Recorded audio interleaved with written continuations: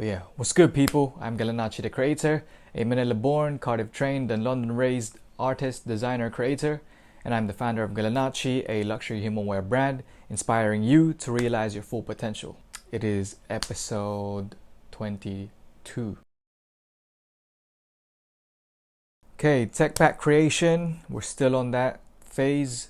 We're gonna be in that phase for a while, so if you get bored of it, then you can always skip. But you know, we're here to document the whole damn process. So yeah, so same Techpack, different day. And we're still on the third Techpack. We're taking slightly longer than usual because I am designing the hardwares for the hoodie. So you have like a zipper pull, you have aglets, you have grommets, and I'll talk more about those later on. It's just slowly building these details up, you know, because these hardwares, that will be usable for other garments. So then it wouldn't take as long because I would just use the same hardware, or I could just change the material or change a certain detail, but the main foundation is there. So that's all good. But yeah, so this week I've been completing the bill of materials, and that's why I designed the hardwares, because there's a section in a Techpack where you have a bill of materials, and a bill of materials is basically you just listing all the materials that's needed in order to create your garment. Alright, so you're listing the fabric, the lining, the threads, the neck tape if you have one, the cuffs, drawstrings, the aglets, yeah, like I said, the zipper pulls, the zip itself, the grommets, basically that. And you would have to list that on a bill of materials and also show a snapshot or a sort of a swatch, so that they know how the material looks and the hardwares or the artwork. Yeah, also you also include the artworks. So if you have any screen printing, any appliques, anything like that, you include that in the bill of materials. It's all about the small details. I have the whole hoodie, right? Because I'm doing the Techpack for the hoodie. You have the whole hoodie, which I've designed, but then there's certain elements of it, small details like the zipper pull, aglets, the grommets. And the grommet is basically just a metal guard that goes on the hole of the drawstring, where the drawstring is fed through on the hood. I just love being able to design those aspects too. I don't like leaving it out for like the manufacturers to like interpret, because obviously I put branding on these hardwares and specific detailings, and I love being able to focus on those small details because I'm an artist at heart, you know. So even when I'm painting, I take care of like the small details, because those small details add up, and that's what makes the whole artwork. So I even consider my designs as artwork. Anything I touch is artwork. Anything I create is artwork. But yeah, I think that should wrap up that segment, and yeah, we'll get into the next. The weekly sketch challenge, I drew this fusion. It's a women's wear. It's a fusion between a blazer and a cheongsam. Don't know if I pronounced that right. It's like a Chinese women's wear, traditional Chinese women's wear. I don't know, for some reason it was the thing that I imagined when I was sketching the look. So it's a fusion between those two. It's sort of like a asymmetric fit. So you have the top half cropped just slightly above the belly button, and then obviously the asymmetric overlap akin to a blazer. And then you have the 3 buttons, and then obviously the signature Keys to Greatness emblem on the chest. And then I have the collar put up, give this coolness to the look. And then also I exaggerated the shoulders, because for some reason I love, at least on a woman, when you exaggerate the shoulders on them, it makes their hips sort of petite, I guess. So it curves more in, you know, it just exaggerates the figure of the woman, basically, when you exaggerate the shoulders. And yeah, I paired that with asymmetric skirt, of course. It has a thick band, similar to like a boxing short type thing. I think that was probably what was going through my mind. That's why I did the thick band on the skirt, asymmetric sort of design, slit on the side. You know, I like when skirts show off more of the legs, more sexy, especially like my partner. She loves it when there's a little slit on her skirt. And then that obviously is paired with a knee-high boots. Actually, it's way above the knee, and I think that ties in the look altogether. And then also crystals everywhere, so that shit is shining. So it's probably like a red carpet type of look. If you're, I don't know, if you're going in some kind of big event and you want to stand out, this is probably the look you'll be wearing. That's the sketch I did this week. I don't like fully designing things. I leave it for interpretation, because if you have something designed to the T, at least at this phase when I'm just sketching out, it just kind of loses its magic. And I like to leave room for interpretation later, so that later down the line I can use more of my imagination on how to design or develop the look further, you know. But yeah, that's just my thing as a designer. On to the next segment. Value insights. This is just going more into detail, certain aspects. So for like the core hoodie that I designed, I'm opting for a satin lining for the hood, and this is like a personal reason, because usually you have the cotton hood and it really pulls on the hair when you're putting it on, you know. It's quite rough material for the hair. Obviously I've got a thick long hair, and when I put on the hood, man, it just fucks up, frizzes up the whole hair, you know. But when you replace it with satin is lighter and it's softer to the touch, so it just glides on your hair easier, so that it doesn't leave it like looking frizzy when you put on and or take off the hood, you know. And aesthetic wise, it gives a luxurious finish. Hoods don't have a lining, especially when you have it down, you can see the inside. So if you have like a satin finish and it's just shining, yeah, you know, you'll be like, yeah, that hood is pricey, that hood is luxury, you know, that type of vibe. Talking about designing, I like to design with utility in mind. I have a background in architecture, and in architecture we were taught to design with purpose. Even me putting the satin lining, that's for utility, so there's a purpose behind it. Like I said, it was for the hair not being frizzy and pulling on the hair and whatnot, and it's also lightweight, breathable, all that good stuff. I tend to design not just for aesthetic purposes, because that's just like shallow. That's like the most shallow of designing. So I like to design with purpose, and that goes down to the very small details like the zip pull, whatnot. You can't just be designing for aesthetic purposes, man. That's just like some Pinterest type shit, man. That's like some IG flexing type shit, man. Just design with purpose, man. And yeah, man, that's just one of the things that my design philosophies. On to the next segment. Creative marketing strategy. So yeah, I'm very heavy on the behind the scenes and putting a face to the brand. And the reason for that is it's a humanwear brand. First of its kind. I coined the term humanwear because I wanted to pave my own lane. I didn't want to be like a streetwear brand, even though at the beginning it was a streetwear brand. But then as I developed the brand, I was like, yeah, I need to pave my own lane.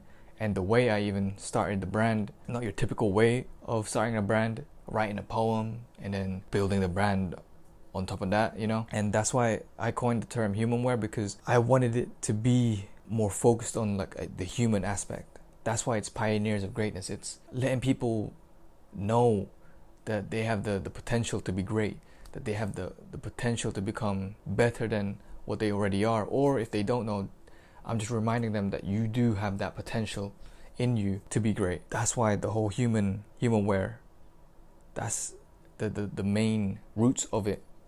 It's about that. It's about the human spirit, you know. That's why I do this kind of content. I talk in front of the camera and talk about the brand, share the behind the scenes, because I want you to be familiar with me, the way I think, the way I do things, so that you understand why the brand is the way it is. And also building in public. I want you to be familiar with me, the brand, and then also be part of the journey.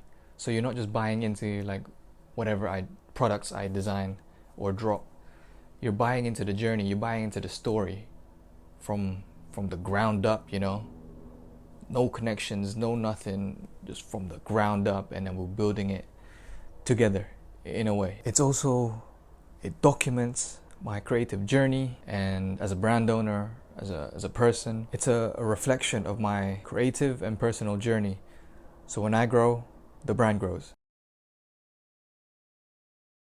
And let's get into the daily routine. So some of the things that I do in my day-to-day is that I really implement into my routine, and that is just being consistent, showing up, doing the same task day in and day out. That also kind of like reminded me, the more you practice a thing, a task, a skill, the quicker that you're gonna improve and develop. Because if you compare someone practicing every day to someone practicing twice a day, when you stretch that out to a year, one person's been practicing for 365 days, and then the other person will be a fraction of it. And obviously the person practicing every day will be significantly be better than the person who practiced only twice a week. And that's why I implement into my routine with building the brand. I'm practically doing the tech pack every day. I'm familiarized with how to create a tech pack every single day. And that's just like sharpening the tools, you know, so that you know, and over time you'll become more efficient. So what could have taken, let's say,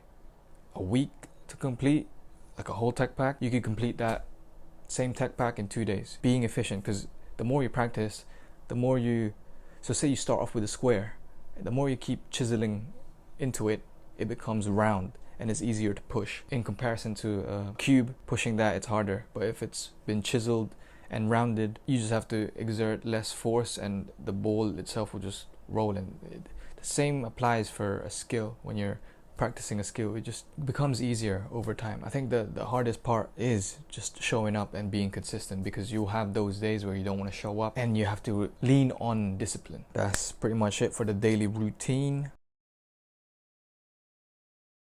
Okay, so the weekly highlights. So this week I really enjoyed 3D modeling and rendering, especially the hardwares, right, for the core hoodie. So I was modeling the quadruple G's zipper pull. So that's the 4 G's: great, greater, greatest, greatness. 4 G's that you see on the K2G emblem, the brand's logo. And then also for the grommet, I put the slogan, and the grommet is basically circular, and then around it is the text of Pioneers of Greatness, which is the brand slogan. And then for the aglet, I put the imprint of the K2G emblem. And then all these are metal hardwares. Personally, I like wearing silver only. Like I got a silver watch here, chain watch. I don't really wear gold, so if you don't like silver, then gotta live with it, man, because I ain't doing gold. That's just, Galanacci is a reflection of my personal taste.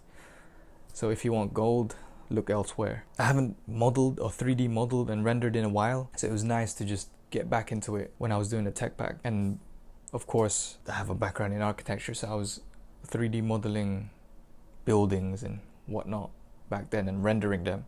So doing it for fashion, for the hardwares, light work, you know. Nice also to see these little details, brand identity in terms of like garment design. It's like slowly unfolding bit by bit. I've had these like a zip pull idea like 3 years ago, but now it's when I'm actually modeling it and then it's coming to life slowly. That's the great thing about it, man. I'm slowly watching it unfold in front of my eyes. Same with you guys. That rhymes. That wraps up this segment. Behind the scenes. For 3D modeling, I use Rhinoceros 3D, and for rendering, I use V-Ray. And these are applications typically used in architecture or industrial design, but this is what I'm familiar with because this is what I used back in architecture school. So I know the basics, more than the basics, really.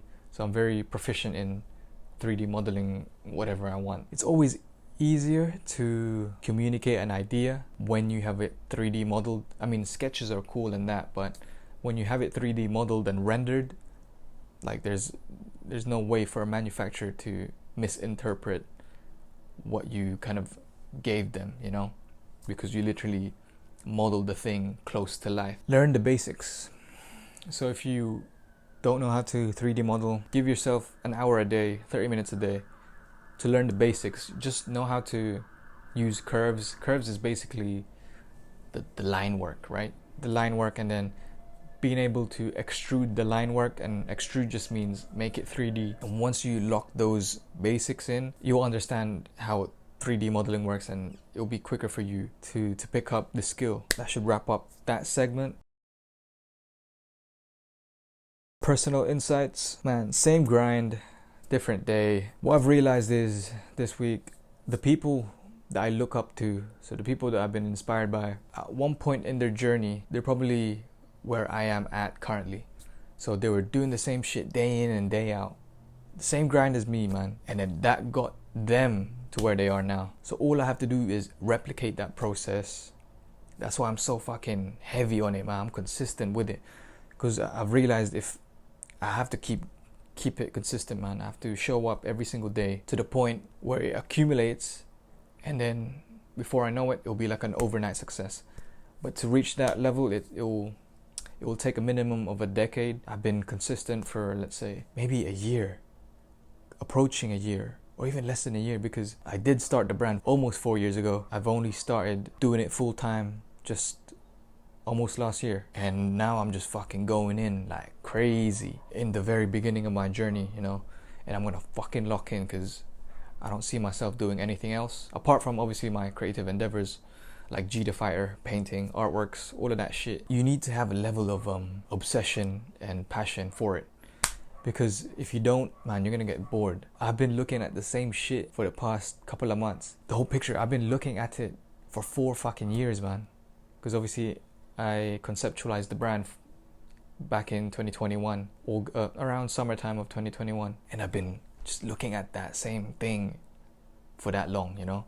So if you're not obsessed, if you're not passionate, man, you'd lose focus and you'd move on to other things. But I'm still locked in, and I will continue to be locked in. But yeah, man, that wraps that part up. If you want to see more behind the scenes, be sure to follow my personal page at GALANACCI.the.creator. So that's for Instagram, that's for my YouTube, that's for TikTok. That's like my personal stuff, and I do more of the behind the scenes there, like intense behind the scenes. And then obviously for the brand, if you want to follow Galanacci the brand, it's at Galanacci. That's for the Instagram, obviously the YouTube, TikTok. Join the waiting list at galanacci.com. That's GALANACCI.com. And yeah, that pretty much wraps this episode up, man. So yeah, I'll see you on the next one. Peace.